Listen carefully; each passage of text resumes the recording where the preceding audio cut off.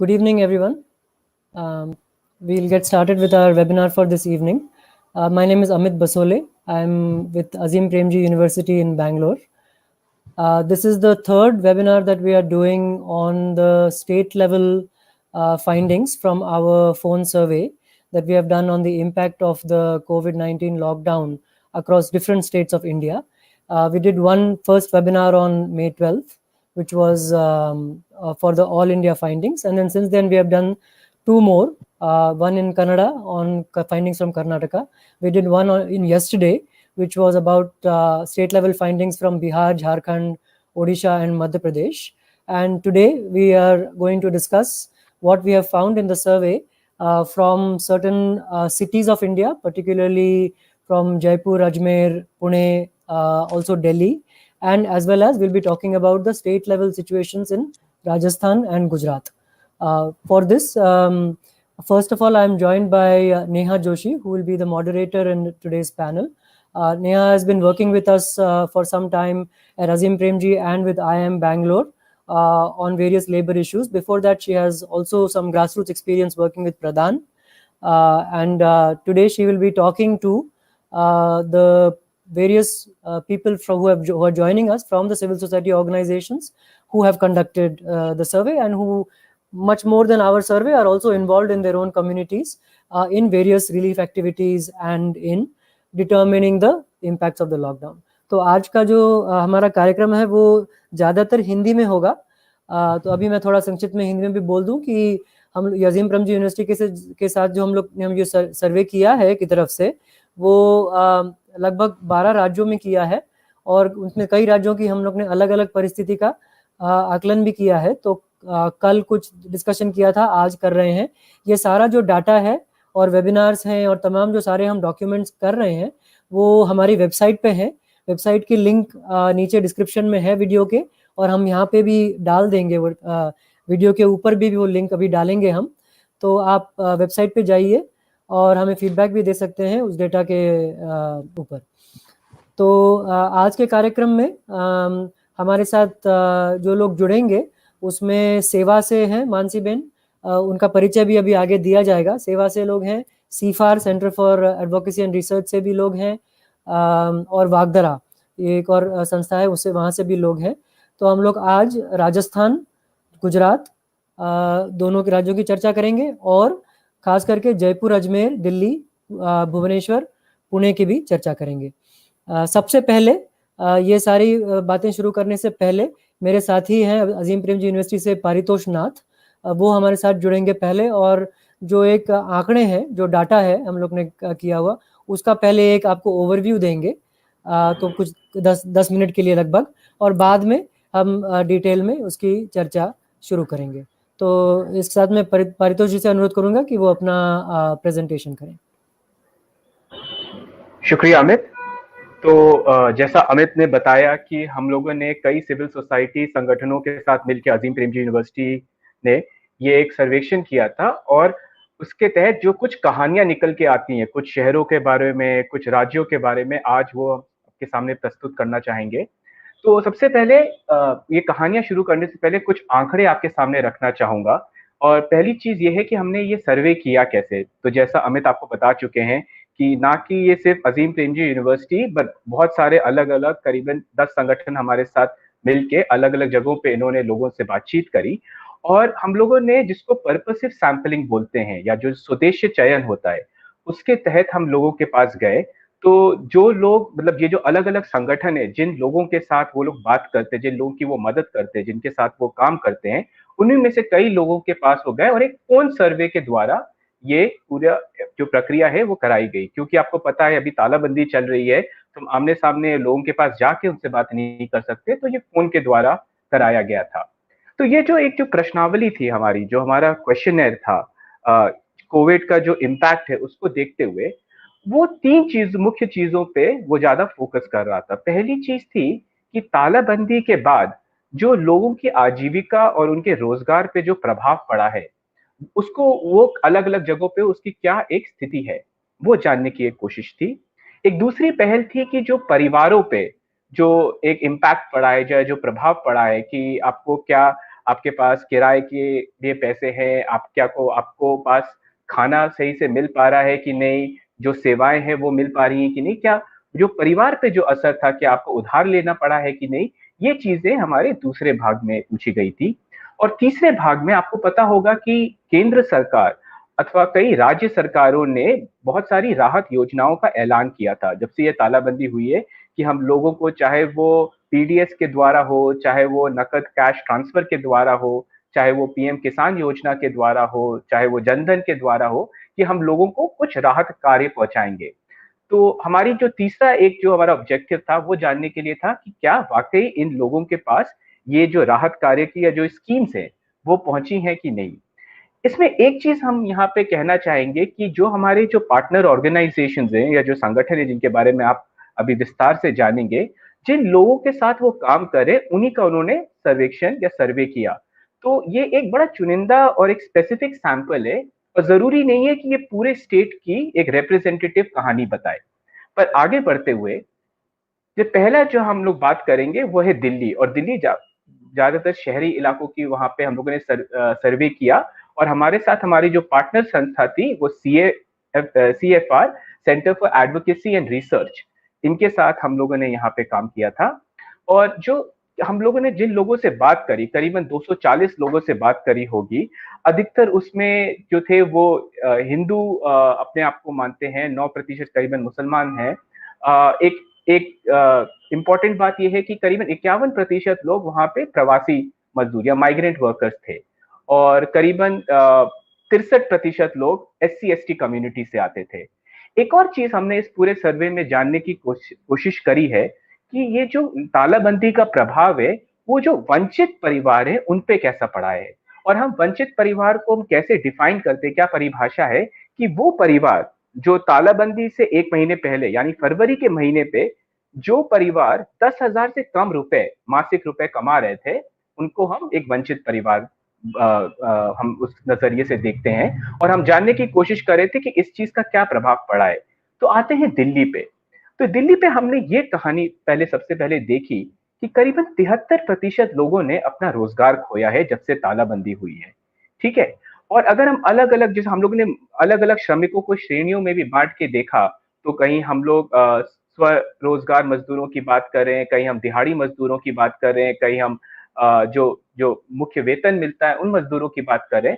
तो हमने ये देखा कि अगर हम आमदनी की बात करें, जो एक स्वरोजगार, जो कृषि के क्षेत्र में जो स्वरोजगार, कृषि के क्षेत्र के अलावा जो स्वरोजगार में काम करते हैं और जो दिहाड़ी मजदूर हैं, इन दोनों को अगर मिला के देखें तो उनकी जो कमाई है उसमें 63% गिरावट आई है। एक और चीज दिल्ली में हमने यहाँ पे देखा कि 4 में से 3 परिवार ने हमें बताया कि उनके पास इतना पैसा भी नहीं था कि वो 1 हफ्ते के जरूरत के सामान खरीद पाए। ठीक है। 10 में से 9 परिवारों ने बोला कि हम पहले से, मतलब तालाबंदी के पहले से हम कम खाना खा रहे हैं, माफ करिएगा, कम खाना खा रहे हैं। हमने ये भी देखा कि 73% जो हाउस होल्ड थे उन्होंने बोला कि हमें किसी प्रकार का कोई भी नकद ट्रांसफर या जो कैश ट्रांसफर है वो नहीं मिला है। हमने ये भी देखा कि 32% जो ये हमारे जो वंचित परिवार हैं वो कह रहे हैं कि उनको सिर्फ 32% लोगों को राशन मिला। तो थोड़ा इसको अगर डीप में जाके या इसको थोड़ा उस पर जाके देखें, तो जो स्वरोजगार है, हमने बताया कि यहाँ पहले की 73% लोगों ने अपनी नौकरी खोई थी, तो सबसे बुरी मार जो पड़ी है इस तालाबंदी की, वह स्वरोजगार लोगों को पड़ी है, जहां पे करीबन आप देखिएगा 86% लोगों ने अपनी नौकरी खोई है। और जो वेतन या जो सैलरीड वर्कर्स जिसको हम बोलते हैं, उसमें भी कोई इनका बहुत अच्छा कोई परफॉर्मेंस नहीं रहा है। 82% ने वहां पे नौकरी खोई है। अगर हम ये देखें, हम बात करें कि किराया देने का, तो दिल्ली जो ज्यादातर अर्बन इलाके पे जहां पे हमने बात करी, हमने देखा कि 96% हाउस होल्ड उन्होंने बोला कि हम अगले महीने का किराया देने के हमारे पास पैसे नहीं है, हम सक्षम नहीं है। और 92% जो प्रवासी मजदूर है उन्होंने ये बताया हमें कि हम पहले के मुताबिक अब हम कम खाना खा रहे हैं। तो ऐसी ही जो कहानियां निकल के आई, एक और चीज हमने देखा कि करीबन दिल्ली में करीबन 78% जो घर हैं, जो मतलब जो वंचित परिवार हैं, उनके पास जनधन योजना या जनधन अकाउंट नहीं है। तो अगर सरकार जनधन योजना को लाती भी है ये दिखाते हुए कि इससे कुछ राहत मिलेगी, करीबन 10 में से 8 परिवार के पास तो ये योजना है ही नहीं। आगे बढ़ते हैं और बात करते हैं अब गुजरात की। गुजरात में हमारे जो कोलैबोरेटिंग पार्टनर थे, वो सेवा जो संस्था है, वहाँ पे काम कर रहे हैं, उनकी बात उन्होंने हमारे साथ हेल्प की इस सर्वे करने में। तो हमने वहाँ पे 315 लोगों से बात करी होगी गुजरात में। और एक चीज़ यहाँ पे गौर करने की होगी, क्योंकि ये एक सैंपल था जो सेवा अपने कॉन्टैक्ट्स के थ्रू लोगों के पास जा रहा था, तो जो मेजॉरिटी था 93% उसमें महिलाएं थी और 7% उसमें पुरुष थे। ठीक है। यहाँ पे भी हम जब वनरेबल या जो वंचित परिवार है उनकी बात करें, तो हम देखते हैं कि करीबन 87% परिवार वो महीने में 10,000 से कम कमा रहे थे। ये हमारा एक सर्वे का सैंपल था। हम जब गुजरात पे आते हैं तो हम देखते हैं कि यहाँ पे 71% मतलब 10 में से 7 से ज्यादा परिवारों ने लोगों ने बोला कि उन्होंने अपनी जो रोजगार है वो गवा दी जब से तालाबंदी हुई है। हमने ये भी देखा कि 68% जो घरबार हैं उन्होंने बोला कि उनके पास पर्याप्त पैसे नहीं है कि वो अगले एक हफ्ते के लिए जो जरूरीमंद चीजें हैं उनको खरीद पाए। 82% लोगों ने हमें बताया कि वो तालाबंदी के पहले के मुताबिक अब अगर कंपैरिजन करें तो अब वो कम खाना खा रहे हैं।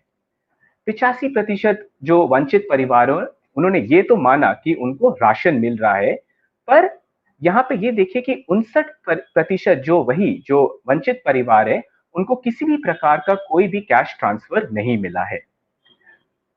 यहाँ पे गुजरात में अगर बात करें तो जो शहरी गुजरात है उसकी स्थिति काफी खराब है। तो हमने देखा करीबन 92% लोगों ने अपनी रोजगार यहाँ पे गंवाई है।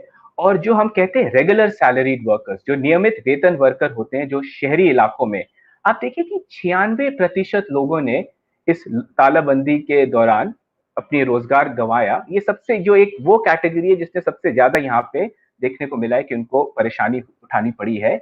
और जब हम किसानों की बात करें तो गुजरात में हमने ये पाया कि करीबन 10 में से 9 किसान अपना अपने जो खेत के जो प्रोड्यूस है वो अपने जो एक्चुअल उसकी जो प्राइस होगी या फुल प्राइस होगी उस पे वो नहीं बेच पा रहे हैं, उसमें बेच पाने में वो कामयाब नहीं हुए हैं। तो किसानों पे भी एक काफी प्रभाव पड़ा है। आप यहाँ पे देखिएगा कि करीबन मतलब 98% जो हाउस होल्ड हैं अर्बन एरियाज में, उन्होंने बोला कि हम अगले महीने का जो किराया है वो हम नहीं दे सकते हैं। तो ये भी एक जो उनके ऊपर एक काफी असर पड़ा है, काफी मार पड़ी है। जहां पे आप बात करते हैं कि जो रिलीफ योजनाएं हैं उसके तहत जो सरकार की रिलीफ योजना है उसका क्या एक्सेस रहा, तो हम देखते हैं कि सिर्फ 22% किसान जो किसान थे उनको पीएम किसान योजना का फायदा मिला है।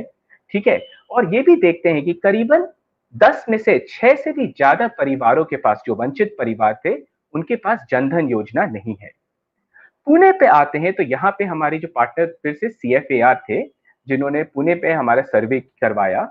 और वहां पे हम लोगों ने 307 लोगों से बात करी, जहां पे 60% करीबन महिलाएं थी और 40% पुरुष थे। ठीक है। और करीबन लगभग 60% यहाँ पे एससी एसटी कम्युनिटी से लोग आते थे। यहाँ पे भी अगर आप देखिए तो रोजगार की स्थिति वही जो पहले के दो जगहों के बारे में बात करी वैसे ही है कि हम यहाँ पे देखते हैं कि 78% लोगों के पास नौकरी यहाँ पे अपनी, और उन्होंने अपना रोजगार गंवाया था। ठीक है। 94% अपना रेंट नहीं दे सकते हैं। फिर से हमने देखा कि अगेन 84% लोगों के पास कोई भी प्रकार का कैश ट्रांसफर उनको नहीं मिला। 10 में से करीबन 4 परिवारों ने यह बोला कि उनके पास पर्याप्त पैसे नहीं है कि वो अगले हफ्ते की जो जरूरतमंद चीजें हैं वो भी खरीद पाए। 84% परिवारों ने हमें बताया कि पहले के कंपैरिजन में आज की तारीख में वो कम खाने का सेवन कर रहे हैं, कम भोजन खा रहे हैं। और सिर्फ 6 में से 10 वंचित परिवारों को राशन मिल पाया। तो अगर इसको भी हम थोड़ा अगर उसमें डिटेल में देखें तो हम यहाँ पे ये देखते हैं कि करीबन 1/4 परिवार वो थे जिनको तालाबंदी के चलते लोन या कर्जा उठाना पड़ा। और हम यहाँ पे एक चीज गौर करिएगा कि करीबन 96 परिवारों को के पास जनधन अकाउंट भी नहीं था। तो उनको ये जो स्कीम है, रिलीफ स्कीम है कैश ट्रांसफर का, उसका फायदा नहीं हो पाया। आखिरी जो हम स्टेट अभी यहाँ पे जिसका हम डेटा या आंकड़े देंगे वो है राजस्थान। यहाँ पे वागधारा और सीएफएआर हमारे कोलैबोरेटिंग पार्टनर्स थे। और यहाँ पे हम लोग 484 रिस्पोंडेंट से हम लोगों ने बात करी। करीबन 80% रिस्पोंडेंट अर्बन एरियाज में थे, और यहाँ पे देखें कि जो प्रवासी मजदूर हैं या प्रवासी लोग हैं वो करीबन 15% इस सैंपल को बनाते थे। ठीक है, तो यहाँ पे हम लोगों ने ये पाया कि 88% लोगों ने बोला है कि उन्होंने अपना रोजगार गंवाया है। ठीक है, 10 में से 4 वंचित परिवारों ने बोला कि उनको कोई भी प्रकार का कैश ट्रांसफर या जो नकद ट्रांसफर है सरकार की तरफ से वो नहीं मिला है। 77% परिवारों ने ये बताया हमें कि वो पहले के कंपैरिजन में अब कम खाना खा रहे हैं, और 68% हाउस होल्ड जो थे, मतलब 68% हाउस होल्ड ने हमें ये बताया कि उनके पास एक हफ्ते का जरूरी सामान खरीदने के लिए भी पैसे नहीं है। अगर राशन की बात करें तो सिर्फ 63% लोगों को यहाँ पे राशन मिल पाया है। और जो यहाँ पे जो दिहाड़ी मजदूर हैं, और वो भी शहरी इलाकों में सबसे ज्यादा प्रभावित हुए हैं, 95% लोगों ने अपनी नौकरी, जैसे आप देख सकते हैं, गंवाई है।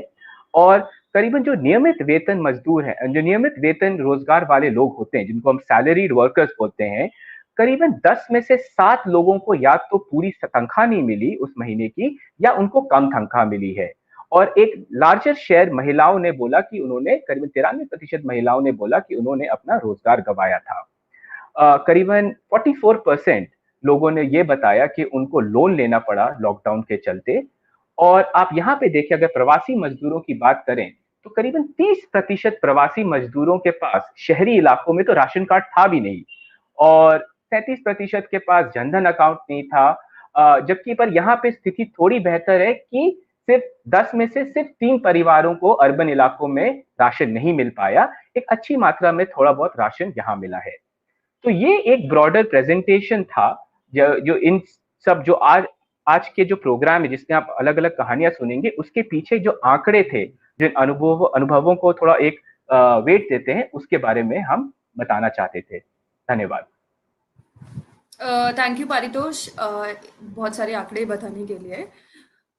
तो सिंस आपने कहा कि बहुत सारे लोग ऐसे हैं जिनका काफी हद तक रोजगार गया है लॉकडाउन के बाद से, तो इसी में से जैसे हम लोगों के एपीयू के सर्वे से जो परिणाम आए थे उसमें ये बताया गया था कि 80% ऐसे लोग हैं जिन्होंने आज के दिन में रोजगार गंवाया है, और ये जो 80% लोग हैं ये ज्यादातर शहरी क्षेत्र से आते हैं। तो इस संदर्भ में हम उन संस्थाएं जो जमीन पर काम कर रही हैं, जो अर्बन क्षेत्र में काम कर रही हैं, उनसे थोड़ा सा जानकारी लेना चाहेंगे कि किस तरीके के प्रभाव लोगों को हुए हैं, और उसके लिए हम लोग CFAR को आमंत्रित करेंगे, जिसमें हम लोगों के साथ अभी हमारे साथ जूही जी जुड़ी हैं। तो जूही जी, हम आपसे थोड़ा जानना चाहेंगे कि आपके किस तरीके के अनुभव रहे हैं जब आप ये सर्वे कर रहे थे, और आप जिन कम्युनिटी के साथ काम करते हैं, जैसे कि आप ट्रांसजेंडर्स के साथ काम कर रहे हैं, सेक्स वर्कर्स के साथ काम कर रहे हैं, तो आपके किस तरीके के अनुभव उनके साथ रहे हैं, थोड़ा अगर आप विस्तार में बता। Thank you Neha ji. मैं शुरू इस बात से करना चाहूंगी कि सीफार मुख्यतः अर्बन पुअर जिसको हम कहते हैं उन कम्युनिटीज के साथ काम करता है। और अर्बन पुअर हम किसको कहते हैं? हम उसको कहते हैं जो ऑक्यूपेशनली, सोशली और स्पेशली वल्नरेबल है। हम 3 कैटेगरीज ऑफ अर्बन पुअर देखते हैं, जिसमें सबसे पहला होता है सोशल वल्नरेबिलिटी, क्योंकि हम पुअर को भी एक ब्रॉड होमोजेनियस कैटेगरी नहीं मानते हैं।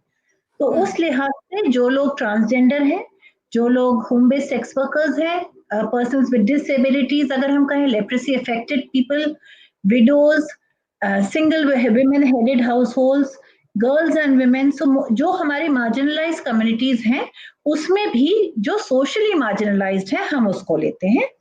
हमारा दूसरा कैटेगरी है ऑक्यूपेशनली, जिसमें हमारे डेली वेज वर्कर्स हैं, vegetable sellers, balloon sellers, street vendors, people who are into petty jobs and professions, helpers in various tea shops, ये वाला ग्रुप आता है। और तीसरा हमारा है जो स्पेशली वल्नरेबल है, जो हमारे डेस्टिट्यूट है, होमलेस है, और people who really do not have a permanent shelter, food and clothing for themselves, उनको भी हम डेस्टिट्यूट में गिनते हैं, जो मंदिरों के, मस्जिदों के आसपास हमें नजर आते हैं।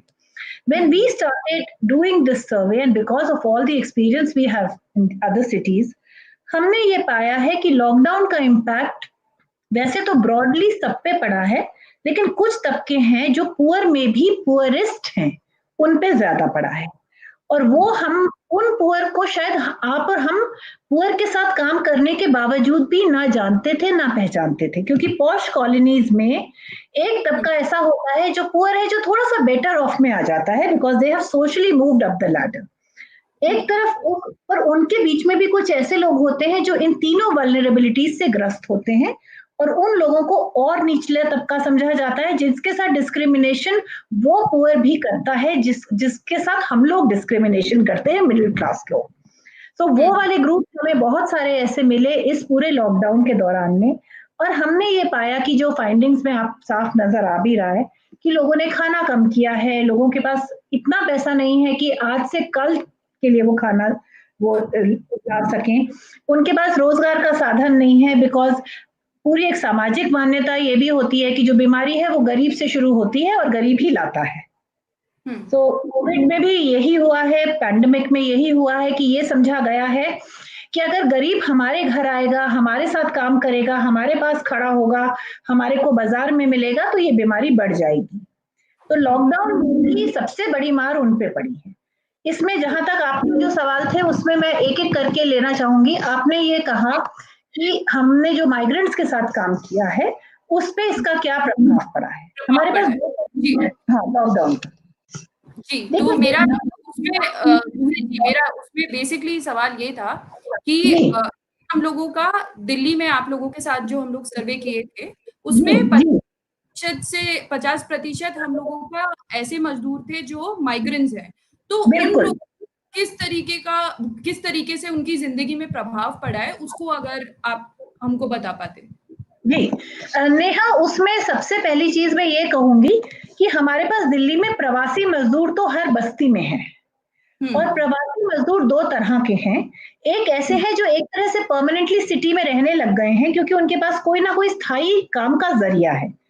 एक तबका उन मजदूर का है जो अस्थायी है, अनौपचारिक वर्गों में काम करता है, और उनके पास परमानेंस सिर्फ उसी लिहाज से है कि आज कमाया और आज खाया, कल के लिए पता नहीं। तो जो ये बाकी बड़ा तबका माइग्रेंट्स का है जिसने दिल्ली से बाहर निकलना शुरू किया या मूवमेंट शुरू किया, वो इस वजह से किया कि एक तो लॉकडाउन के दौरान उनका काम तो गया, उनका रोज का पैसा गया, उनके पास पैसा नहीं था, लेकिन उनको एक्सेस भी नहीं है चीजों को। अगर मेरे पास राशन कार्ड है, एक मजदूर ऐसा है जिसके पास राशन कार्ड है तो वो सरकारी राशन से ले सकता है। दूसरा मजदूर है जिसके पास राशन कार्ड किसी दूसरे शहर का है, किसी दूसरे गांव का है, वो दिल्ली का हकदार नहीं है, उसको वहां से राशन नहीं मिला तो खाने से वो वंचित हो गया।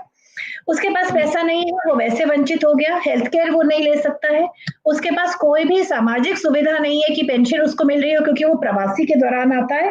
तो इसलिए वो मजदूर जो है वो माइग्रेंट में आ गया और उस मजदूर ने पलायन शुरू कर दिया। तो ये इसलिए मजदूरों के बीच में भी दो कैटेगरीज आ गई। कुछ लोग ऐसे थे जिनके पास कम से कम दिल्ली का राशन कार्ड था, और दिल्ली के राशन कार्ड से वो एक जो सरकार राशन बांट रही है वो सरकारी राशन वो ले पा रहे थे और उससे वो अपना थोड़ा बहुत गुजारा कर रहे थे। दूसरा तबका वो था जिनके पास कोई प्रूफ नहीं था, और उस प्रूफ के चलते वो एक और मार्जिनलाइज कम्युनिटी बन गया, और वो उसकी वजह से दे हैव नो ऑप्शन, पर वो पलायन करने लगे। सो that is how the migration affected them. The other thing was that कि सरकार ने फाइनेंशियल असिस्टेंस जब डिक्लेयर किया तो सरकार ने उस पर भी काफी सारे क्राइटेरियाज रखे हैं। क्राइटेरिया ये है कि आपके पास आधार कार्ड होना चाहिए और वो दिल्ली का होना चाहिए। अब मान लीजिए अगर दिल्ली का आधार कार्ड नहीं है तो आप पहले ही निकल गए। अगर कोई राजस्थान का मजदूर है तो वो वहां से पैसा नहीं ले सकता। राजस्थान में वो इसलिए नहीं ले सकता क्योंकि वो दिल्ली में काम कर रहा है। So either of the states will not help him. इस तरह की चीजें हुई। और जहां तक जो मार्जिनलाइज कम्युनिटीज हैं जिसमें हमारे पूरे ये ट्रांसजेंडर आते हैं, तो ट्रांसजेंडर का मुख्य काम है या तो वो आर्म्स कलेक्ट करते हैं या बधाई गाते हैं या फिर सेक्स वर्क करते हैं। ये तीनों काम उनको बंद हो गए क्योंकि सोशल डिस्टेंसिंग, फिजिकल डिस्टेंसिंग की वजह से उनको काम मिलना बंद हो गया। रेड लाइट पे वो नहीं जा सकते हैं, ट्रेन में नहीं जा सकते हैं, मैं और आप अपने घर में नहीं बुला सकते हैं क्योंकि बधाई हम गाने के लिए उनको बुला नहीं सकते, और सेक्स वर्क भी बंद हो गया। तो उनका फर्दर मार्जिनलाइज, उनको और चौथा कोई काम नहीं आता है तो वो काम नहीं कर सकते हैं। उनके लिए सरकारी किसी भी स्कीम में स्पेशली मैन और वुमन मेंशन होता है, ट्रांसजेंडर मेंशन नहीं है। so they will not get any access. So ये सारे मसले भी आए। होम बेस्ड सेक्स वर्कर्स का भी बिल्कुल यही हाल था, उनके पास ना कागज है, ना उनके पास राशन कार्ड है, ना उनके पास सोशल प्रोटेक्शन है, और ना उनके पास कोई और तरीका है अपना साधन जीवन यापन करने का। So they also become a part of the excluded. We also had a lot of groups who were called Sasi communities, for example. There were local communities who were making shoes. There are communities who are leprosy affected. अब ये communities के साथ भी यही है, इनके पास एक कागज नहीं है डॉक्यूमेंट का। अगर आपको राशन भी लेना है, आपको आधार से लॉग इन करना है। तो basically the point I am trying to make is that कि एक सिटीजनशिप या एक आइडेंटिटी के प्रूफ के अभाव में वो आदमी एक नहीं कई बैरियर्स को लेकर वंचन की सीमाएं एक के बाद एक बढ़ती ही चली जाती हैं, तो उसके पास फिर पलायन के अलावा कोई रास्ता नहीं रह जाता। फिर वो पलायन करके सोचता है कि मैं कम से कम मरूंगा तो अपने गांव जाके मरूंगा, मैं दिल्ली में क्यों मरूंगा। और दूसरी बात, जब रिलीफ एजेंसीज भी आती हैं, रिलीफ एजेंसीज जो राशन दे रही हैं वो आपको 1 महीने के लिए देंगी, 1.5 महीने के लिए देंगी, 3 हफ्ते के लिए देंगी, वो आपको 6 महीने के लिए राशन नहीं लेंगी। सो एक जो अनसर्टेनिटी है उसके तहत वो आदमी रह ही नहीं सकता है। So this is what happened. The other thing, the most severely affected in this crisis was also a very small a very big group of people जिनके ऊपर हमारा कभी ध्यान नहीं जाता है, and they are children in the age of 0 to 6. हमने बस्तियों में पाया कि आदमी लोग फिर भी काम कर रहे हैं, थोड़ा बहुत कुछ इधर उधर पैसा कमा पा रहे हैं, औरतें घर बहुत रेजिलियंस के साथ संभाल रही हैं, लेकिन जो छोटे बच्चे उनको खाने को नहीं मिल रहा, क्योंकि हम आप राशन दे रहे हैं लेकिन हम कोई ऐसी चीज नहीं दे रहे जो सप्लीमेंट्री न्यूट्रिशन में आती है।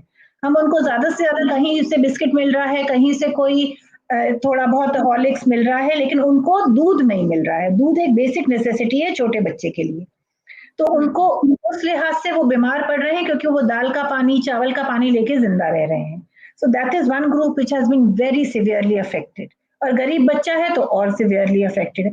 आंगनबाड़ियों के जरिए सामान नहीं मिल रहा था, पहले खाना मिलता था, अंडा मिलता है, पंजीरी मिलती है, चने मिलते हैं, वो सब नहीं मिल रहा है। सो बड़े शहरों में बहुत सारी चीजें जो पहले मिल रही थी रेगुलरली वो बंद हो गई, और उसके चलते गरीब के ऊपर बहुत प्रभाव पड़ा। ये हमने अपने सर्वे में भी पाया और अपनी रिलीफ एक्टिविटीज में भी पाया। इसके अलावा जो हमने एक चीज पाई है कि थोड़े दिन तक तो सब कुछ, 1 महीने तक तो लोगों ने कोप करने की कोशिश करी, उसके बाद जब दूसरा महीना लगा और सरकार ने कुछ कुछ चीजें छोड़ दी, जैसे आपने अभी मानसी जी से ये एक सवाल पूछा था कि वायलेंस का क्या हाल है।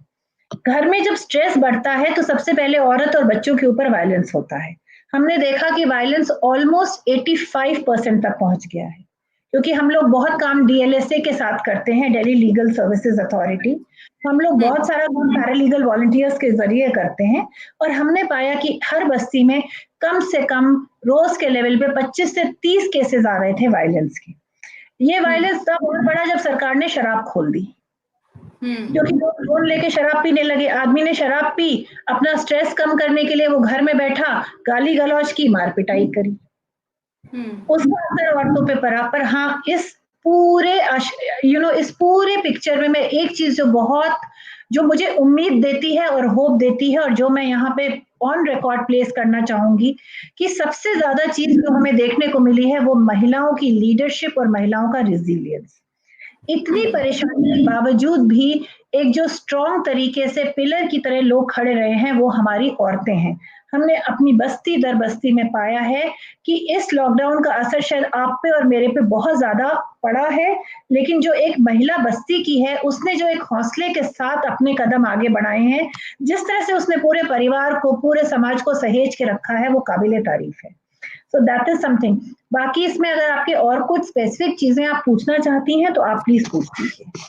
जी, थैंक यू जूही जी। मेरा सिर्फ एक आपसे लास्ट सवाल था कि सिंस एफआईआर बहुत अलग अलग राज्यों में काम करता है, तो मैं आप लोगों का जो पुणे के आंकड़े थे उसमें ये निकल के आया था कि 96% वंचित परिवार है उनके पास जनधन खाता नहीं है। तो उसको अगर आप थोड़ा सा बता पाते कि क्यों है ऐसा। ये ऐसा इसलिए है कि जब जनधन खाता शुरू होता है तो हर बैंक के पास एक 500 खाते का कैप होता है। तो 500 खाते का कैप होता है। तो फर्स्ट लेवल पे तो लोग वो निकल जाते हैं जिनके पास डॉक्यूमेंटेशन नहीं है, बिकॉज उसके लिए बहुत डॉक्यूमेंटेशन चाहिए होता है और वो डॉक्यूमेंटेशन वंचित समूह के पास नहीं होता है। दूसरा, जब बैंक के पास लोगों ने अप्रोच करना शुरू किया और उनका 500 का कैप हो गया, तो उन्होंने कहा कि ये एबिस में रखते हैं अभी फिलहाल और बाद में हम इसको करेंगे, तो उतने लोग वंचित और हो गए। तो इसीलिए हमने देखा कि बहुत कम लोगों के पास जनधन अकाउंट है। अगर आप राजस्थान अजमेर के पास जाएंगे तो वहाँ जन आधार बहुत लोगों के पास नहीं है। अगर आप दिल्ली में आएंगे तो यहाँ जनधन अकाउंट लोगों के नहीं है। लेकिन तो इसलिए सरकार कोई भी स्कीम अगर लागू करेगी तो बहुत सारे लोग छूट जाएंगे, और ये इसलिए नहीं है क्योंकि सरकार ने कैप रखा हुआ है हर चीज के लिए। दिल्ली में आपको शायद मैं बताना चाहूंगी कि हमारे पास राशन कार्ड पे 40% का कैप है। दिल्ली में 40% गरीब के पास राशन कार्ड होगा, उसके बियॉन्ड नहीं होगा। तो अगर गरीब 80% है तो वो 40% कहाँ जाएगा? तो इस तरह के बहुत सारे कैप सरकार रखती है, और पुणे में भी यही हुआ है कि वो कैप रखा हुआ है, इसकी वजह से बहुत सारे लोग वो जनधन अकाउंट नहीं खोल पाए हैं। ओके, थैंक यू जूही जी, बहुत अच्छा लगा आपसे बात करके, और ये भी बात काफी मतलब समझ में आया कि महिलाओं ने आज के दिन में जिस तरीके से वो इस तालाबंदी से बेसिकली निकल के बाहर आ रही हैं या जिस तरीके से इसको झेल रही है, ये काफी हम लोगों के लिए काफी महत्वपूर्ण है। बिल्कुल, काफी ज्यादा। थैंक यू जूही जी। इसी के साथ मैं अभी हमारे साथ जुड़ी है मानसी बहन, जो सेवा संस्था के साथ काम करती हैं और बहुत बड़े तबके के बहुत सारे महिलाओं के साथ काम करती है। उनको बुलाना चाहूंगी और उनसे चाहूंगी कि वो थोड़ा सा अगर सेवा के बारे में परिचय दें, किन किन लोगों के साथ वो काम करती हैं, उसके बारे में थोड़ा हमको परिचय दें। नमस्ते, मेरा नाम मानसी शाह है एंड मैं सेल्फ एम्प्लॉयड विमेंस एसोसिएशन सेवा से जुड़ी हुई हूँ। सेवा एक नेशनल ट्रेड यूनियन है जिसकी अभी सभ्य संख्या है 1.9 मिलियन मेंबर्स। हमारी बहनें हमारे वहाँ सेवा में 18 राज्यों से बहनें जुड़ी हुई हैं एंड ये बहनें जो हैं ये सभी गरीब सेल्फ एम्प्लॉयड विमेन है जो खुद के परिश्रम से मेहनत से कमाती है। तो ये बहुत ही मैं पहले तो अजीम प्रेम जी फाउंडेशन को ये बहुत बधाई देना चाहूंगी। ये बहुत अच्छा और बहुत इम्पोर्टेंट सर्वे जो उन्होंने किया है एंड बहुत समय एकदम राइट टाइम पे किया था कि जबकि द सर्वे हमने जो किया था वो सेकेंड फेज ऑफ लॉकडाउन के दौरान किया था।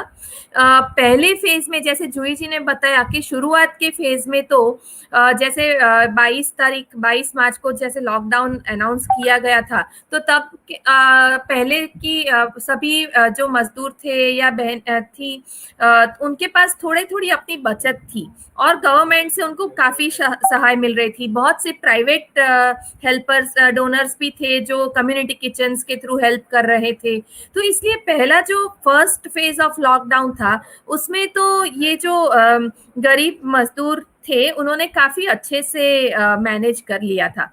बट ये जो सेकेंड फेज ऑफ लॉकडाउन आया उसमें जो दिक्कतें थी, जो मुश्किलें थी, जो तकलीफें थी वो बढ़ने लगी and they started increasing exponentially. जैसे कि हम अभी पारितोष जी ने अपने सर्वे के रिजल्ट्स में एनालिसिस में हमें बताया, तो अर्बन जो है अर्बन एरियाज में 96% लोगों की रोजगारी चली गई है एंड इसमें भी उन्होंने बताया कि सैलरीड वर्कर्स जो है उनको भी बहुत दिक्कत आई है। तो यहाँ पे मैं बताना चाहूंगी कि हमारे जो स्पेशली सेवा की जो मेंबर्स हैं उसमें जो आप सैलरीड मेंबर्स को गिनते हैं, तो अभी हमारे वहाँ पे because of our labour laws 10 people and below की जो माइक्रो एंटरप्राइजेस है वो बहुत सारी ऐसी माइक्रो एंटरप्राइजेस है which are 10 people and low. So वैसे देखो तो the people engaged in this the workers engaged in this micro enterprises are considered themselves as salaried employees। क्योंकि उनको इन नॉर्मल सर्कमस्टेंसेस वो रोज एक फिक्स टाइम पे काम करते हैं, उनका एम्प्लॉयर एम्प्लॉय रिलेशनशिप होता है और उनको एक फिक्स तनख्वाह मिलती है। बट जब ऐसी क्राइसिस आती है, जब ऐसी इकोनॉमिक स्लो डाउन होता है, तो ये जो small tiny and micro enterprises हैं, they get affected the most. And specially अभी जो कोविड की क्राइसिस आई है उसमें तो ये जो माइक्रो एंटरप्राइजेस है विच वर most of them were associated with the global value chains. तो जब global trade सब बंद हो गया तो these were the micro enterprises which were worst affected. and इसलिए उसमें जो काम करते थे वो majority of the informal workers जो contract employees थे and जो तो उनका जॉब लॉस हुआ था। So that is why informal sector में बहुत, स्पेशली इन अर्बन एरियाज, बहुत लॉस हुआ है। रूरल एरियाज में सेवा के जो है 2/3 ऑफ सेवाज मेंबरशिप, जो मैंने 1.9 मिलियन बोला, तो उसमें से 2/3 of our membership is from the rural areas. And हम लोगों की about 8 lakh of our membership comes from Gujarat. तो और गुजरात में हम 9 जिलों में काम करते हैं। तो हमने ये जो सर्वे है वो 9 जिलों में किया था। और इस सर्वे के दौरान एक बात जो हमने देखी है वो ये है कि रूरल एरियाज में जो हमारे जो मेंबर्स हैं तो उनमें agriculture is one of the primary occupation. And most of the, अभी ये जो लॉकडाउन हुआ वो it was just at the end of the rabi season. तो रबी सीजन में कॉटन एंड व्हीट, चना जो बोलते हैं, व्हीट, चना, कैस्टर एंड क्यूमिन, ये 4 जो मेजर क्रॉप्स होते हैं। एंड उसमें से भी castor and cumin are the cash crops. तो जो लार्ज फार्मर्स होते हैं जो कैस्टर और क्यूमिन को जैसे ही हार्वेस्ट करते हैं तभी के तभी मार्केट यार्ड्स में बेच देते हैं because they have a huge volume. Whereas जो स्मॉल एंड मार्जिनल फार्मर्स होते हैं जिनका 1 एकड़, 1.5 एकड़, 2 एकड़ जितनी जमीन होती है, तो उनको हार्वेस्ट के टाइम पे उतना अच्छा प्राइस नहीं मिलता है। तो they have a tendency to store their harvest and sell it in March when the demand, when the large farmers have already sold their harvest and थोड़ा मार्केट स्टेबिलाईज होता है, तो तब उनको ज्यादा प्राइस मिलता है, इसलिए वो लोग ने स्टोर किया हुआ था। अभी ये समझने की बात है नेहा जी कि ये जो छोटे गरीब किसान है उन्होंने अपना हार्वेस्ट जो है अपने घरों में स्टोर किया हुआ था। तो इन किसानों को बहुत दिक्कत ये हो गई कि मार्केट यार्ड्स बंद हो गए। तो जब उनको खरीफ सीजन के लिए पैसे, कैश फ्लो चाहिए, तो तब ये लोग ये जो रबी का जो पाक था वो बेचकर they were going to get the working capital for the kharif season. पर अचानक से मार्केट क्लोज हो गया तो they were not able to sell. And इसलिए हमारे जो सर्वे में अभी पारितोष जी ने बताया कि बहुत से किसान अपनी गुजरात में जो है वो अपनी फसल बेच नहीं पाए। तो this was specifically the reason कि सेवा के जो मेंबर्स हैं वो सब छोटे, स्मॉल एंड मार्जिनल फार्मर्स हैं who always tend to stock up their harvest and sell it for preparation of the kharif season. तो इसलिए उनको मार्केट एक्सेस का एक बहुत बड़ा प्रॉब्लम हो गया। The second problem is कि ये लोगों ने जो रबी सीजन में जो क्रॉप उगाया था तो उसके लिए they would have taken crop loans and generally these small farmers always depend on local money lenders क्योंकि ये जो most of them are sharecroppers, तो उनके पास कोई डॉक्यूमेंट्स नहीं होते हैं, तो उनको बैंक्स में से लोन नहीं मिलता है, तो they have to borrow from the local money lenders और वो ब्याज बहुत ज्यादा होता है। And when they were not able to sell their harvest they were not able to pay the loans also, तो इसलिए उनके ऊपर वो जो है ज्यादा डेब्ट में डूब गए। And the third thing which we have seen is कि the small farmers जो है अभी generally what they do is kharif season में वो लोग अपने daily consumption के लिए बाजरी उगाते हैं, जो वो उगा के बाजरी और rice and they stock it for the entire year। तो इसलिए पिछले साल का जो स्टॉक था तो इसलिए they were able to manage in this lockdown, they didn't face food crisis as much as in the urban areas। But abhi now they don't have the working capital to cultivate their fields for the kharif season and there are no micro loans available for these small farmers। तो इसलिए this the COVID crisis and the economic slowdown will have a longer term impact on the rural workers, because the majority of them will not be able to cultivate their fields for the kharif, and they will not be able to repay the loans, so therefore they will not be able to get more money for cultivating the kharif. The access to seeds and fertilizers is also a big problem, and because they will not be able to cultivate kharif, they will not have anything to eat in the next year. So that is why ये जो impact on rural areas है वो अभी बाद में, जैसे 6 महीने बाद है, वो पता ज्यादा चलेगा. And domestic violence is also one of the biggest issue which has increased. As जूही जी ने बोला, बिल्कुल मैं उनसे सहमत हूँ. More than 90% of the households in rural areas have हम लोगों ने जब अपने मेंबर्स को आउटसाइड दिस अजीम प्रेम जी का सर्वे, हमने एक और सर्वे किया था हमारे मेंबर्स के साथ, जिसमें we were trying to find out whether the domestic violence has increased. And we have come across cases when women ask us to call at 4 a.m. in the morning when they go to the fields for and they can talk then, because due to the lockdown they are not able to share their issues and concerns with us over the phone in front of their family members, and therefore they have to talk to us in early wee hours when they go to the fields for their toilet and sanitation. So this and we are also working on another survey, which is we are trying to find out the impact of livelihood on this domestic violence. तो हम ये देखना चाहते हैं कि अगर बहनों के हाथ में काम है तो क्या उनके ऊपर ये डोमेस्टिक वायलेंस कम होता है. If the women have access to livelihood, does the instances of domestic violence reduce?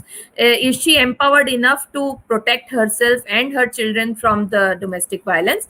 And a very preliminary results of the survey with our members who are also engaged in micro-entrepreneurial activities, collectively running their own micro-enterprises, उनके वहाँ से हमें पता चला है कि yes, it does impact. So yeah. Okay. तो मैं क्योंकि आप जैसे खरीफ का मेंशन किए कि अभी के टाइम पे ऐसा है कि लोगों ने जो पिछली बार बचा के रखा था वही लोग अभी बेसिकली कंज्यूम कर रहे हैं.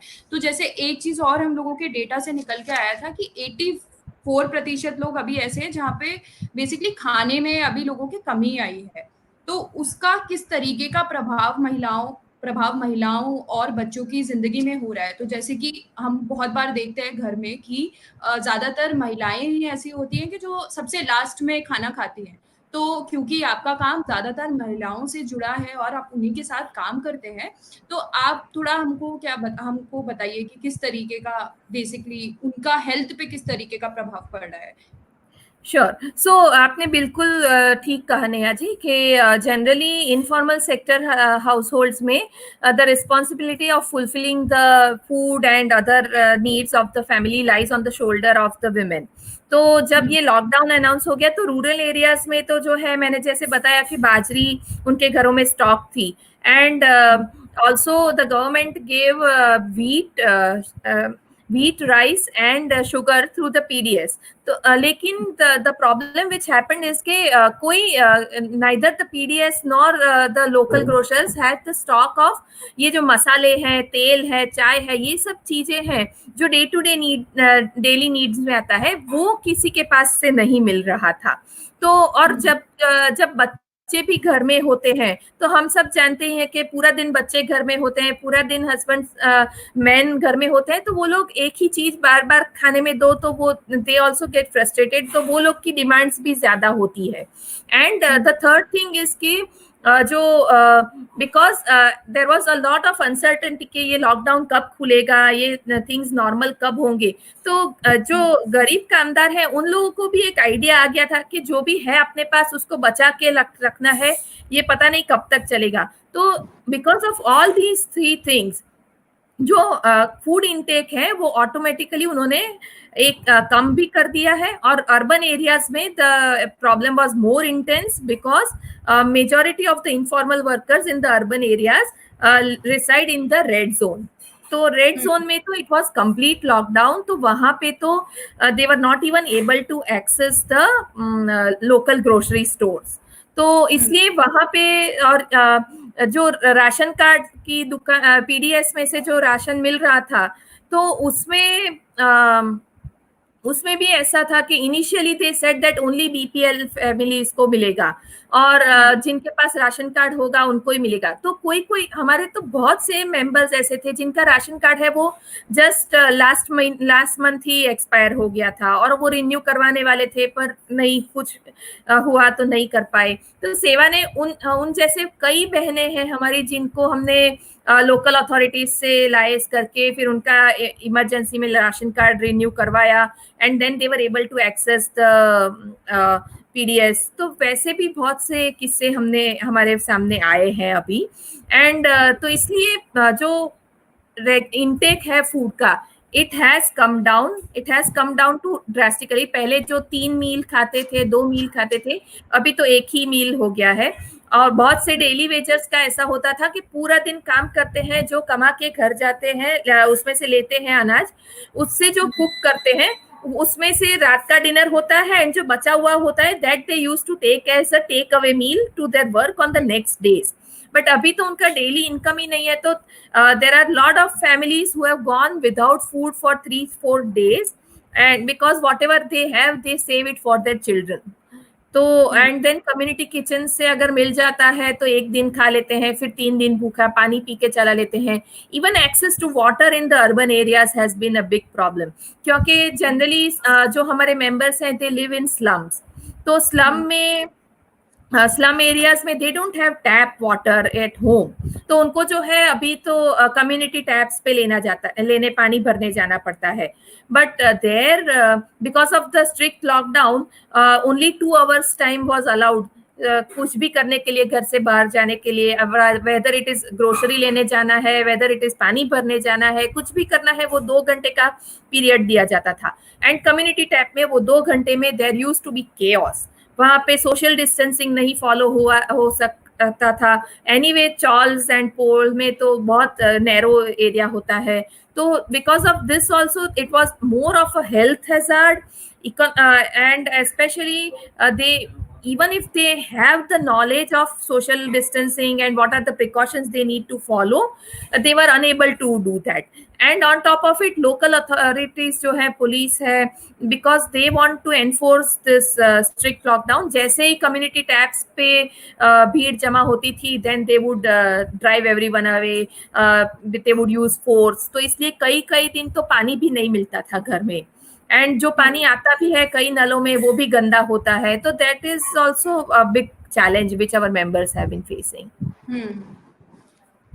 Okay, thank you Juhi ji. एक सवाल हम लोगों के चैट पे आया था जो आप बोली भी, जैसे कि महिलाओं का बेसिकली जो विमेन अर्निंग है, बेसिकली जो रोजगार है, उसका किस तरीके का बेसिकली डायरेक्ट रिलेशन है डोमेस्टिक वायलेंस से, वो एक व्यक्ति थोड़ा जानना चाह रहे हैं। तो आप थोड़ा सा अगर उसको बता पाते तो। Sure. So generally, in a informal sector household, women, there is like all the family members are earning. तो जो men का अर्निंग है, it has been observed that generally men का जो अर्निंग है उसका 50% जो होता है that they contribute to the household expenses, and the rest 50% men generally use it for their own personal use, and to a large extent it is used for all the addictions, especially tobacco and stuff like that. So and in these women generally have a tendency to save. So seva ke jo members hain, seva has been trying to cultivate a habit of savings in all its members, and on these lines we have been able to join majority of our members to savings and credit groups. So generally women use a portion of their income for managing the household expenses, and the rest they use it, they save it.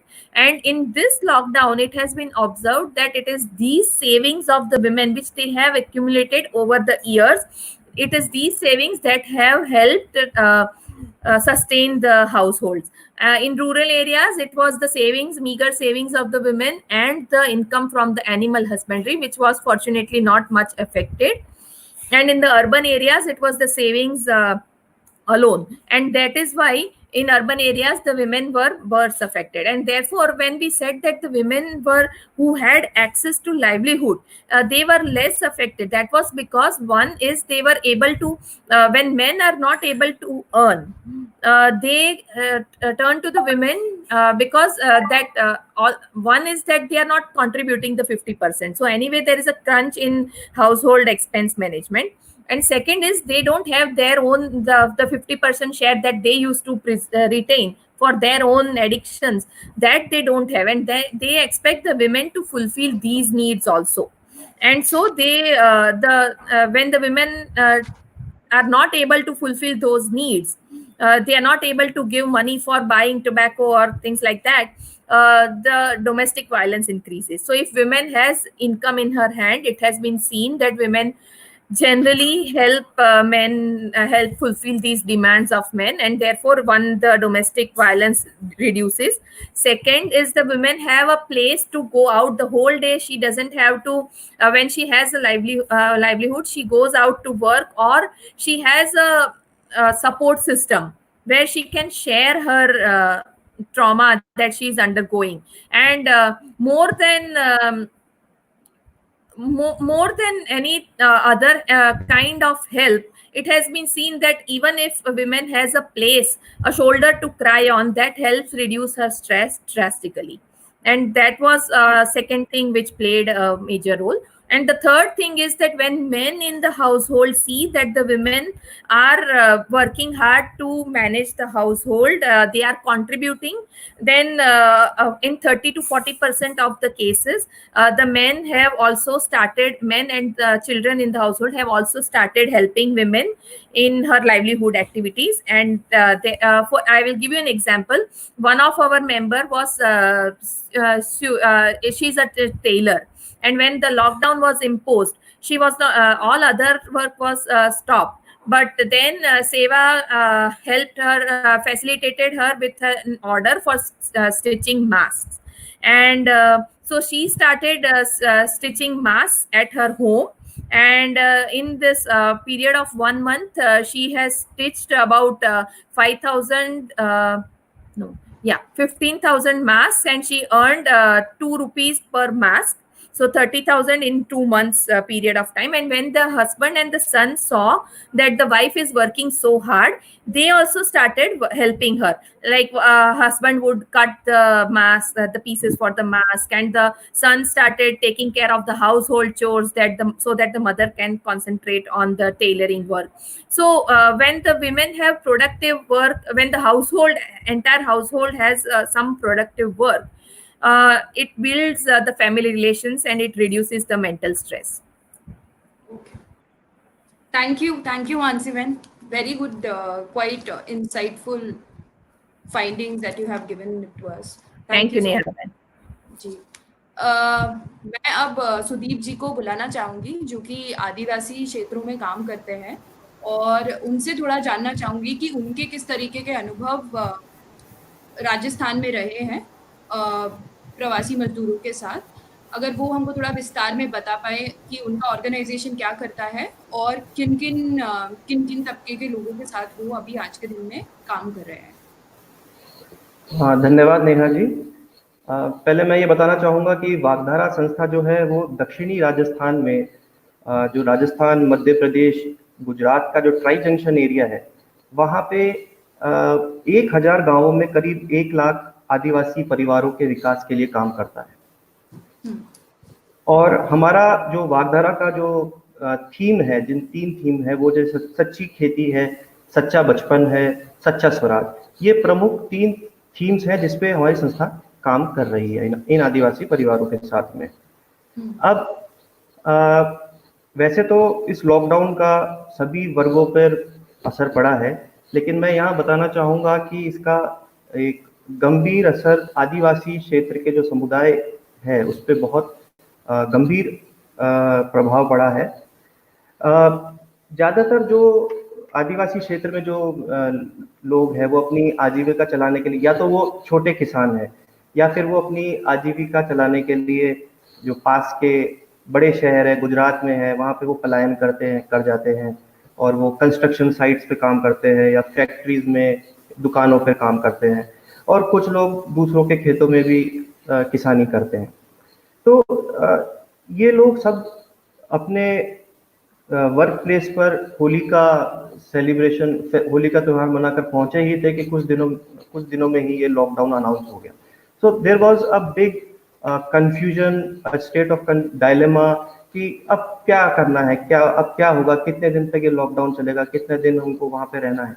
But with no option left, उनको they were compelled to come back to their villages. अब वापस आ रहे, वो आने के लिए अब उनके पास, चूंकि वो काम कर रहे थे, उनके पास कोई उनको वेजेस भी नहीं मिल पाए जितना उन्होंने काम किया। जो पैसे उनके पास थे वो अपने गांव में भी त्योहार पे खर्च भी कर दिया था उन्होंने। जो लोग दूसरों के खेत में किसानी कर रहे थे, उनको वेजेस की फॉर्म में ग्रेन्स मिले थे, बट चूंकि कोई वापस आने के लिए कोई साधन नहीं था, वो सब they had to walk down, तो वो ग्रेन्स भी अपने साथ नहीं ले पाए। तो बहुत ही एक पैथेटिक सिचुएशन उनके साथ हुई और वो सब अपने गांव में वापस आए। अब गांव में जब वापस आए तो सिचुएशन और भी गंभीर हो गई, क्योंकि अब उनके पास कोई आय का कोई सोर्स नहीं था, इनकम का कोई सोर्स नहीं था, उनके पास कोई पैसा नहीं था, तो अब खाने के लिए कुछ नहीं था। तो बड़ी ही सिचुएशन बड़ी गंभीर हो गई थी। तो अब पीडीएस के थ्रू भी कुछ सहायता, जो राशन मिलता है वो भी नहीं मिल पा रहा था उनको, क्योंकि जिनका, जैसा भी मानसी बहन ने बताया कि जिनका राशन पीडीएस में जिनका नाम नहीं था, रजिस्टर्ड नहीं था, जिनका राशन कार्ड नहीं बना हुआ था, उनको राशन नहीं मिल पाया। तो वागधारा संस्था की तरफ से प्रयास किया गया, कुछ हजारों लोगों को हमने ड्राई राशन किट्स पहुंचाए, उनको थोड़ी मदद किया उस फेज में। बाद में स्टार्ट हुआ पीडीएस मिलना। साथ ही जो किसान, जो छोटे किसान थे जिनकी रबी की कटाई हो चुकी थी, अब चूंकि एमएसपी में खरीद में देरी हुई सरकार की तरफ से, तो जो उनके पास गेहूं था, अब उनको पैसा चाहिए तो उनको गेहूं बेचना है, बट चूंकि एमएसपी की खरीद नहीं हो पा रही थी, तो उनको लोकल ट्रेडर्स जो है उनको बेचना के लिए उन्होंने बात करी, बट ट्रेडर्स उन्होंने बहुत ही कम रेट उनको ऑफर किया। अप्रोक्सीमेटली जो 1800-1900 या क्विंटल के हिसाब से एमएसपी पे खरीद होती है, वो उनको 1000-1100 पर ही उनको रेट ऑफर की गई। तो उनकी तरफ से भी बड़ी इन आदिवासी परिवारों को बहुत समस्या फेस करनी पड़ी। एक बहुत ही इम्पोर्टेंट मैं चीज़ बताना चाहूँगा कि ये जो रबी की कटाई के बाद का जो टाइम पीरियड होता है, जिसको हम जायद वाला सीजन कहते हैं, तो दक्षिणी राजस्थान में यहाँ पे मूंग की खेती की जाती है और यूजुअली करीब 60,000 किसान परिवार मूंग की खेती करते हैं। इसमें करीब 15,000 से 20,000 हेक्टेयर के बीच में। लेकिन इस लॉकडाउन के चलते वो भी नहीं के बराबर, only 10 to 15% of total area, इतना ही हो पाया। तो इससे बहुत ही ज़्यादा नुकसान हुआ, बहुत उनको प्रभावित हुए हैं किसान लोग। और जैसा भी मानसी बहन बता रहे थे कि अर्बन एरियाज में उनको ड्रिंकिंग वाटर की समस्या हुई, फेस करी उन्होंने कम्युनिटी ने। तो पीने के पानी की समस्या कम्युनिटी की अर्बन के साथ साथ यहाँ रूरल एरियाज में भी गांव में कम्युनिटी द्वारा फेस की गई थी। इवन जो गांव कम्युनिटी के लिए, प्लस उनका जो कैटल, उनके जो मवेशी हैं, उनके लिए भी पानी की बहुत बड़ी समस्या थी। अब समस्या इसलिए बने कि समुदाय का ये कहना था कि अभी जो चूंकि नए राजस्थान में पंचायत चुनाव नए हुए थे, तो जो नए सरपंच आए हैं, अब उनको पूरी तरह से पता नहीं है किस तरह से इसका मैनेजमेंट किया जाना चाहिए, किस तरह से अगर पानी की व्यवस्था नहीं हो पा रही है तो कैसे टैंकर्स मंगवा कर कैसे किया जाए। तो ये भी एक इशू सामने आया है कम्युनिटी की तरफ से पीने के पानी को लेकर। अब खरीफ की खेती का समय आने वाला है, लेकिन अब चैलेंज ये है कि अब लोगों के पास पैसा नहीं है जिससे वो खाद और बीज खरीद पाएँ और खरीद की खेती को अपना स्टार्ट कर पाए। तो ये एक बड़ी समस्या उनके साथ आ रही है। मैं यहाँ पे छोटे बच्चों को भी मैं यहाँ पे फोकस करना चाहूँगा कि केंद्र सरकार की तरफ से एडवाइजरीज भी निकाली गई है राज्यों को कि जिन बच्चों को, जो एलिजिबल बच्चे हैं मिड डे मील के लिए, लेकिन लॉकडाउन के चलते अगर स्कूल बंद है तो उनका फूड और न्यूट्रिशन सिक्योरिटी जो है वो प्रभावित नहीं हो, इसलिए उन बच्चों को, जो एलिजिबल बच्चे हैं, उनको घर पर ही या तो मिड डे मील दिया जाए या फिर उस मिड डे मील के एवज में उनको फूड सिक्योरिटी अलाउंस दिया जाए। लेकिन जब समुदाय से जब सर्वे के दौरान हमारी बात हुई, पूरा डिस्कशन हुआ, तो वो मिड डे मील भी बच्चों को या किसी तरह का कोई अलाउंस भी उन बच्चों को नहीं मिल पा रहा है। तो और साथ में आंगनवाड़ी सेंटर पर भी जो पंजीरी है या फिर टेक होम राशन मिलता है छोटे बच्चों को या फिर गर्भवती या धात्री महिलाओं को, उसमें भी बड़ी समस्या समुदाय फेस कर रहा है। अब हमारी वागधारा की तरफ से हमने कोशिश किया है कि किसी तरह से मतलब मनरेगा के अंदर जो लोग आए हैं उनको जोड़ा जाए, अधिक से अधिक लोगों को जोड़ा जाए ताकि उनका इनकम सिक्योरिटी आय हो, उनको इनकम सिक्योरिटी बनी रहे। साथ ही कुछ सर्वे में निकल कर आया है कि कुछ परिवारों को जनधन खाते से उनको पेंशन वगैरह भी, कैश ट्रांसफर भी हुआ है, लेकिन समुदाय का ये भी कहना है कि जो उनका परिवार है उसमें जिस कैश ट्रांसफर का ये अपर्याप्त होता है इतना अमाउंट। तो ये बहुत ही कुछ समस्या है जो समुदाय से हमको सुनने को मिली है। जी नेहा जी। ये थोड़ा सा आपसे सुदीप जी जानना चाहेंगे, क्योंकि आप बहुत बार बताए भी कि आदिवासी क्षेत्र में काफी ज्यादा, तो थोड़ा आपसे समझना चाहेंगे ये चीज कि वागधारा किस तरीके से सोच रहा है कि ये जो लोग वापस आ रहे हैं उनके साथ किस तरीके के कार्य किया जा सकता है ताकि उनका आजीविका इम्प्रूव किया जा सके, और उसके बारे में अगर आप थोड़ा बता पाए तो। देखिए, वागधारा का एक बड़ा प्रयास ये है कि हम स्टेट लेवल पर इस चीज़ को एडवोकेट कर रहे हैं कि अधिक से अधिक परिवारों को नरेगा से जोड़ा जाए और उनको 100 दिन का जो रोजगार होता है मनरेगा में वो इंश्योर हो। तो साथ ही और दूसरा कुछ रिकमेंडेशंस हैं, जैसे एक आय के लिए मैं बताना चाहूँगा कि एक जो किचन गार्डन्स हैं, किचन गार्डन्स भी एक अच्छा उपाय हो सकता है अगर उनको, जो परिवार है उनको आप अवेयर करते हैं, क्योंकि किचन गार्डन से उनको जो न्यूट्रिशियस फल सब्जी ये उनको घर पर ही वो उपलब्ध हो जाती है और जो उनकी डिपेंडेंसी है मार्केट के ऊपर वो कम होती है। जी, और इसके साथ ही हमने हमारे कुछ रिकमेंडेशंस हमने सरकार को दे रहे हैं कि पीडीएस को जो सभी को दिया जाए, राशन, चाहे उसके पास राशन कार्ड है या नहीं है, क्योंकि ये इमरजेंसी का समय है और करीब 6 महीने तक परिवारों को इसको उपलब्ध करवाया जाए। और शहरी गरीबों के लिए भी कुछ कार्यक्रमों पर जोर देने की आवश्यकता है।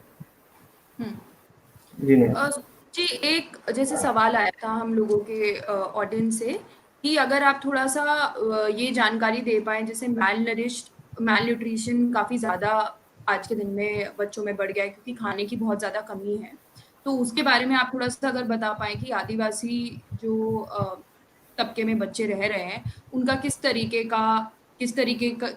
से उनके हेल्थ पर इफेक्ट पड़ रहा है। देखिए, ये तो जाहिर सी बात है, मतलब हम सबको पता है कि आदिवासी क्षेत्र में बच्चों का न्यूट्रिशन स्टेटस बहुत लो है। और इस लॉकडाउन की वजह से जैसा सर्वे में भी सामने आया है कि परिवारों ने खाना उनका कम हुआ है, किसी ने एक टाइम खाना खाया है, किसी को कम खाना उपलब्ध हुआ है, जिससे भी बच्चों के न्यूट्रिशन पे बहुत फ़र्क पड़ा है। साथ ही जो आंगनवाड़ी सेंटर से भी जो न्यूट्रिशियस पोषक पंजेरियाँ वगैरह मिलती है वो नहीं मिल पा रही है, ना ही जो स्कूल के बच्चों को जैसा मैंने बताया कोई मिड डे मील का उपलब्ध हो पा रहा है। तो न्यूट्रिशन तो बच्चों का प्रभावित हुआ ही है, न्यूट्रिशन स्टेटस। बट एक अच्छी चीज़ ये आदिवासियों में जो इनका मैं बताना चाहूँगा कि इनका आदिवासी क्षेत्र अपने समुदाय जो है वो ट्रेडिशनल प्रैक्टिसेस अब वहाँ कल्चर के ट्रेडिशनल कल्चर वो करते हैं, उनको प्रैक्टिसेस करते हैं, जिसके तहत जैसे मैंने बताया कि किचन गार्डन्स, तो किचन गार्डन्स की वहाँ पे बांसवाड़ा क्षेत्र अगर मैं बात करता हूँ तो वहाँ पे बहुत से परिवारों ने अपने अपने एरिया अपने घरों में किचन गार्डन्स लगा रखे हैं। इसको वहाँ पे पोषण वाटिका बोलते हैं। उसमें पोषण वाटिका के तहत वो पौष्टिक सब्जियां फल वो उगा रहे हैं और वो कंजम्पशन घर में ही पूरा बच्चों यूज हो रहा है। अगर कुछ ज़्यादा कंजम्पशन ज़्यादा प्रोडक्शन अगर हो जाता है तो वो पास के घरों में दे देते हैं, जिससे दूसरे बच्चे दूसरा परिवार भी उससे उनका भी लाभान्वित हो सकते हैं। धन्यवाद सुदीप जी, बहुत बहुत शुक्रिया आपको। अभी मैं चाहूंगी कि सब लोगों को अगर हम स्क्रीन पर लेके आ पाए और मेरा आप सभी लोगों से एक सवाल रहेगा, क्योंकि आप लोगों ने बताया तरीके का आज के दिन में लोगों को जहाँ पे आप जिन जिन जगहों पर काम कर रहे हैं उधर किन किन तरीके कैसे लोग अफेक्ट हो रहे हैं। तो आप लोगों से मेरा एक सवाल था कि क्योंकि ये कम्युनिटी सबसे ज्यादा अफेक्ट हो रही है, तो और आप जमीनी स्तर पर क्योंकि इनके साथ डायरेक्टली काम कर रहे हैं, तो क्या आप लोगों के लिए सरकार के लिए क्या आपके सुझाव होंगे, क्या आपके फ्यूचर एक्सपेक्टेशंस है सरकार से कि क्या होना चाहिए ताकि ये जो कम्युनिटीज है आज के दिन में इतना ज्यादा अफेक्टेड हो चुकी है, उनको किस तरीके से उनका जैसे रोजगार आज के दिन में अगर चला गया है तो उसमें कैसे सुधार हो सकता है, या आज के दिन में अगर उनको जैसे राशन की सर्विसेज अगर नहीं मिल रही है तो उसमें किस तरीके से सुधार हो सकता है। क्या ऐसी जरूरी चीजें हैं जो आपको लगती है कि सरकार को करनी चाहिए ताकि ये जो हम लोगों के जो आपके तबके हैं जहाँ पर भी आप लोग काम कर रहे हैं उनकी हालत को सुधारा जा सके।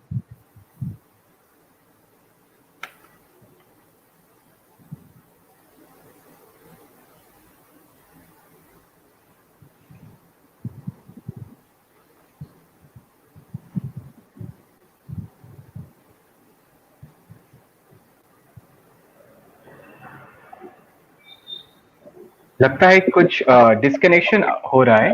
जूही जी कुछ कहना चाह रही हैं। आप मुझे सुन पा रहे हैं? हाँ जूही जी आप सुन पा रहे हैं। ठीक, हमारे 2 या 3 रिकमेंडेशन है कि हमारा पहला रिकमेंडेशन ये है कि सरकार जो भी चीज कर रही है, चाहे वो राशन वितरित कर रही है, चाहे फाइनेंशियल असिस्टेंस वितरित कर रही है, या फिर चाहे उनका प्रवासी मजदूरों को बाहर भेजने का काम कर रही है, उसमें community should be at the centre. समुदाय के साथ मिलके करें। जितना पार्टिसिपेटरी मैकेनिज्म इवॉल्व करेंगे, हर बस्ती में हेल्प डेस्क लगाएंगे, हर बस्ती के जो लोग हैं जो एक्टिवली काम कर सकते हैं उनको अपने साथ लेके प्लानिंग में लाएंगे। सिर्फ काम के वास्ते नहीं, उनको प्लानिंग में लाएं कि हम कोई चीज करें तो कैसे करें, तो उस चीज से एक कड़ी बनती है और उस कड़ी के बगैर ये मुश्किल है। दूसरी चीज ये है कि सरकार के पास जैसे डेटा का अभाव है, तो जो भी एडवोकेसी करती है उसमें उनको एविडेंस जनरेट करना पड़ेगा और वो एविडेंस के लिए भी उनको समुदाय के साथ मिलकर काम करना पड़ेगा। ये टॉप डाउन अप्रोच नहीं हो सकती। कोविड एक ऐसी चीज है जिसपे हम सबको मिलकर काम करना है और हमारी सबकी अपनी अपनी जिम्मेदारियां भी होंगी और हमारी सबकी अपनी अपनी जरूरतें भी हैं और हमारा सबका अपना योगदान भी होगा। सो एट ऑल लेवल्स, तो मेरा मेन पॉइंट ये है कि इसमें इनको सामुदायिक भागीदारी के साथ काम करना पड़ेगा और समुदाय को सेंटर में रख के प्लानिंग करनी पड़ेगी, सिर्फ नाम के वास्ते नहीं पर एक्चुअल इम्प्लीमेंटेशन।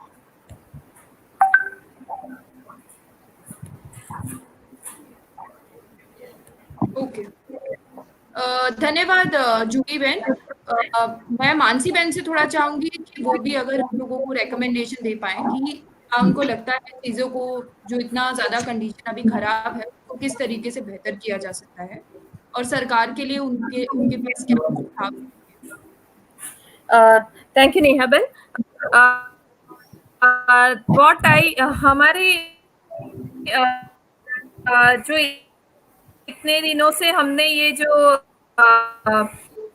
बहनों के साथ काम किया है, उनकी नीड चैलेंजेस को समझने की जो कोशिश की है, उसके ऊपर से हमें जैसे कि एक तो है कि ये जो जैसे सुदीप जी ने बोला कि पीडीएस जो है उसको ज्यादा लंबे समय तक कंटिन्यू करना चाहिए। तो PDS of course this is a very important suggestion कि पीडीएस को कंटिन्यू तो करना ही चाहिए, लेकिन उसके साथ साथ जो पीडीएस का जो डिस्ट्रीब्यूशन का मैकेनिज्म है, if that can be changed, because government if that system है उसके वर्कर्स ऑर्गेनाइजेशन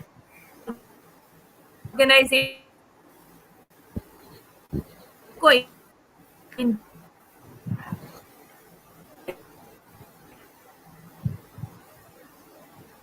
मानसी बहन आपको सुन नहीं पा रहे हैं।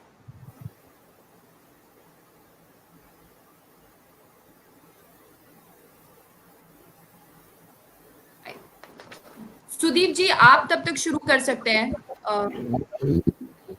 जी तो हम वागधारा रिकमेंडेशन जो हम देना चाह रहे हैं, पहला चीज तो ये है कि जो लोग बाहर से आए हैं या फिर जो लोग जिनका एम्प्लॉयमेंट लेस, उनका रोजगार नहीं रहा है, तो इस स्थिति में राज्य सरकार एक तो अधिक से अधिक लोगों को नरेगा से जोड़े और साथ में ये इंश्योर करे कि सभी को 100 दिन का जो रोजगार है वो उन सबको मिले।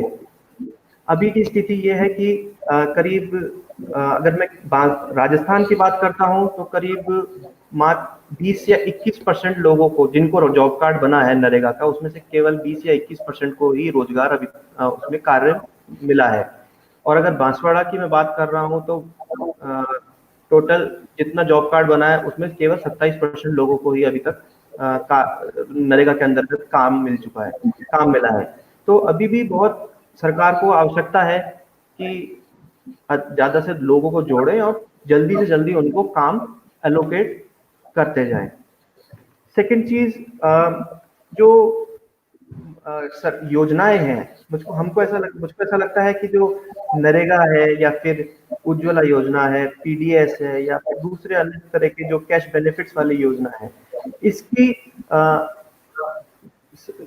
आदिवासी क्षेत्र में या फिर उस गांव के रूरल एरियाज में इसकी अवेयरनेस बहुत आवश्यकता है, क्योंकि लोगों को भी पता नहीं है कि इन योजनाओं से कैसे जुड़कर कैसे पंजीकृत करना है, कैसे जुड़े, कैसे इसका लाभ लिया जा सकता है। तीसरा, हम रिकमेंड ये करना चाहेंगे कि बच्चों का, महिलाओं का, किशोरी बालिकाओं का न्यूट्रिशन और उनका जो पोषण स्तर है, न्यूट्रिशन कैसे इंश्योर किया जाए, इसके लिए राज्य सरकार जो उनके विभिन्न सेफ्टी नेट प्रोग्राम जैसे हैं, mid day meal, ICD, anganwadi centres के थ्रू, आईसीडीएस के थ्रू, उसको स्ट्रेंथन करने की आवश्यकता है इस पीरियड में। जी नेहा जी।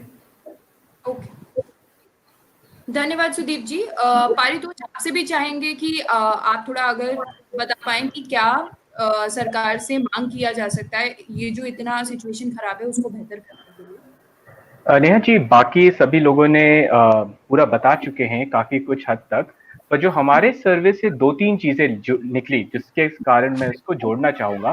पहली चीज थी, हमने देखा कि अभी भी जितनी भी राहत योजनाएं, सबसे ज्यादा जो एक थोड़ा बहुत असर जो ला पाई है वो हमारी पीडीएस सिस्टम है।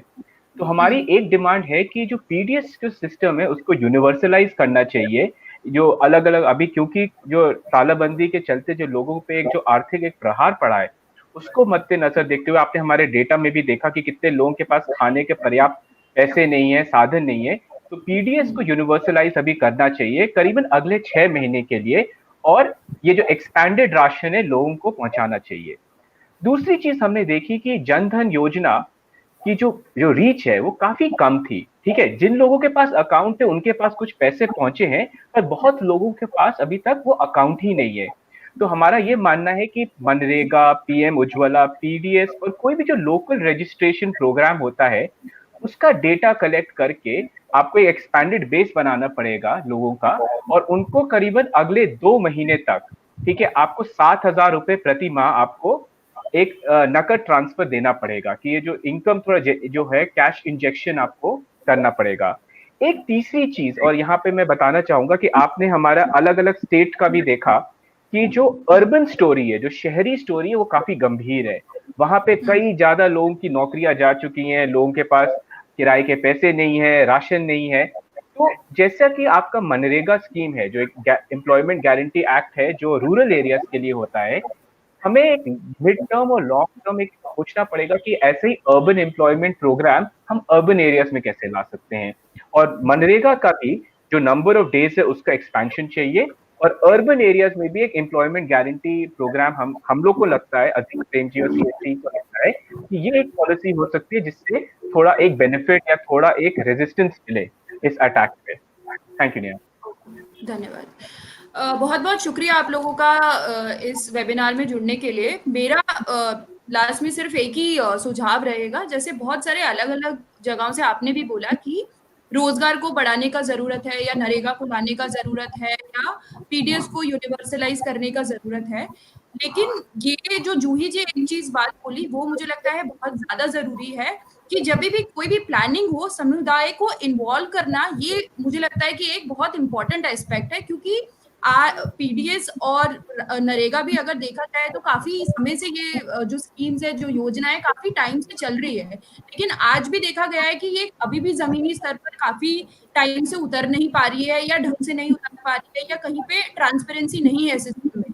तो मुझे लगता है कि इट इज इम्पोर्टेंट कि ये जो डिसेंट्रलाइजेशन वाला जो चीज है वो होने का बहुत ज्यादा जरूरत है, ताकि जितने भी लोग हैं सबको जो स्कीम्स है वो भी कम से कम ढंग से अवेल कर पाए। This is what I would want to say. और बाकी मैं ये कह के इस वेबिनार को एंड करूंगी। आप सभी लोगों को बहुत बहुत धन्यवाद इस वेबिनार में जुड़ने के लिए। Thank you Neha for having us here. Thank you Neha, Paritosh ji.